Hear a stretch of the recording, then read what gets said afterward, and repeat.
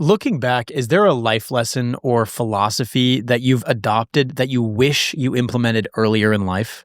Sometimes I could have took more risk and I didn't do it. I always played it a little too I could have bit off more than I could chew. Did I say that right? I could have Yeah. bit more off and I could have chewed it. Could have swallowed I it. could have well, I don't know if you like to swallow, but that's another thing. I don't know into that.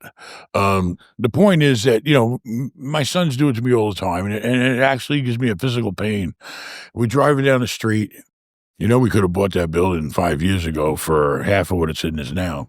We could have bought that building. I could have bought. Why a do lot they of shit. say this to you? Do they just rub it in, or what's No, but listen, the facts are the facts and the truth are the truth. Did my kids tell me to buy more property back in the day? And I said, no, I don't think so. The market's already at a height. I didn't see it coming. I didn't see rents going from 800 to 1,600 in such a short period of time. You don't have a crystal ball. Now, I did pretty good, so you can't beat me down. But could I have done more? I could have done more. I could have been a multi-billionaire. If I would have leveraged all the assets, I could have leveraged a lot more stuff than I did. I had the down payment.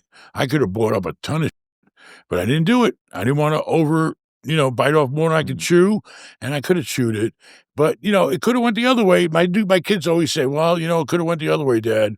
The market could have went down or it could have stayed the same and you'd be stuck with all this.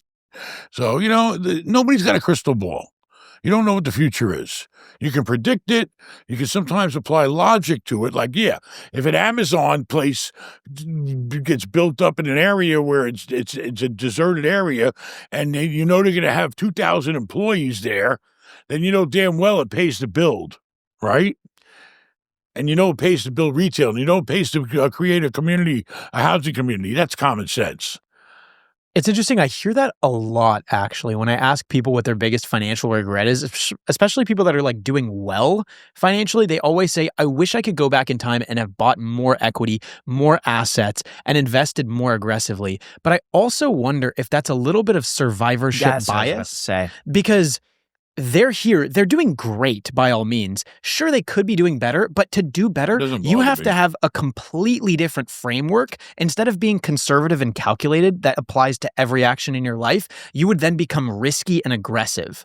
And then that's what And it would you take. make And mistakes. you then. don't know where that would have also led you. Yeah. And so it's like, But I came from being a risk taker. But even though it really wasn't risk, I don't know. It's hard to explain. I always try to do deals that I knew for a fact I was going to make money. I knew that if I bought this property, I know I can raise the rents if I do A, B, and C to it and manage it better than the last guy. So there was no risk in everything I did. I always knew ahead of time, I'm making money the day I buy this place because I know what I got to do. I know it's going to work because I already know what the market's going on.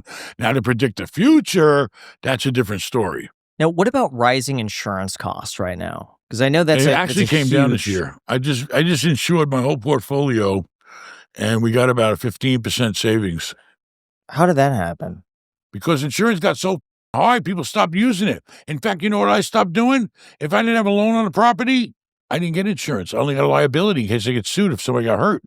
I said, I'll be the insurance company. If there's a fire and it costs 50 grand or 100 grand or, God forbid the whole place burns down, which never happens, I'd rather take the risk than just give that kind of money to the insurance company.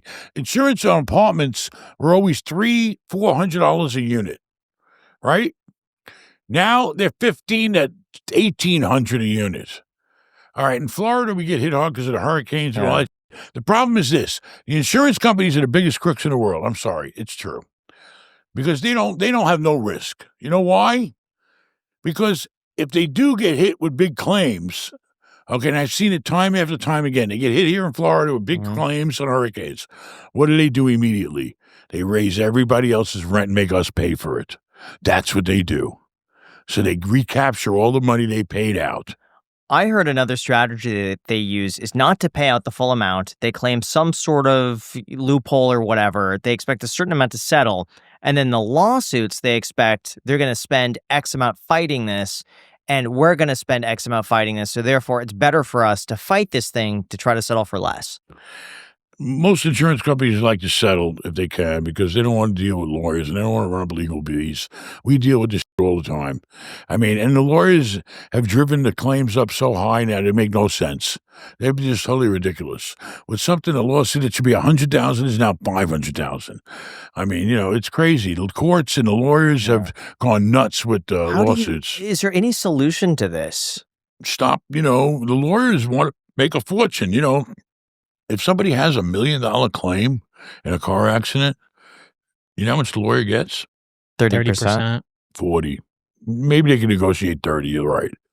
Imagine that. They're going to make $300,000 off of somebody's car accident. The lawyers have driven the settlements all the way up to the top. And who runs the courts? Who are the judges? Ex-lawyers. They control the whole system. The system is they're not going to go against their own people. And lawyers kind of have this bond.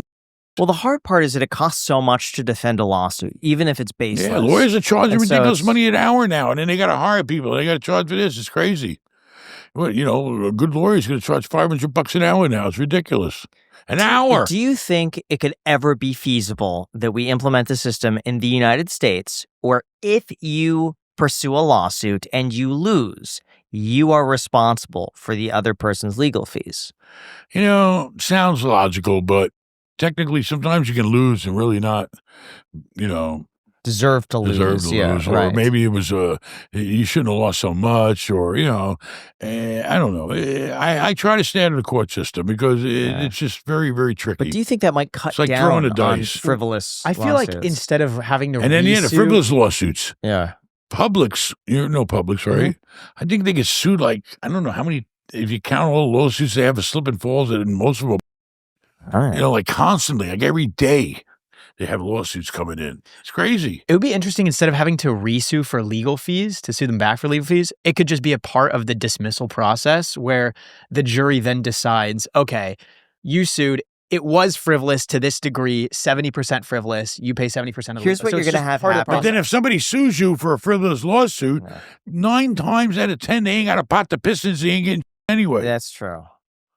So what's the point? There's no risk for the someone problem with is zero. you got the What if it's like- people in life that are always trying to over and have some slick way of beating the system or doing something that's crooked or doing something that's shady, and they're the ones that ruin it for everybody that really tries to do the right thing. What if there's a database for lawyers and you can go back and see their history of performance in the court of law, and that evidence and data could be used maybe? No, because most lawsuits settle outside of court. They're not going to go to a jury trial. It's easier just to settle and get 20.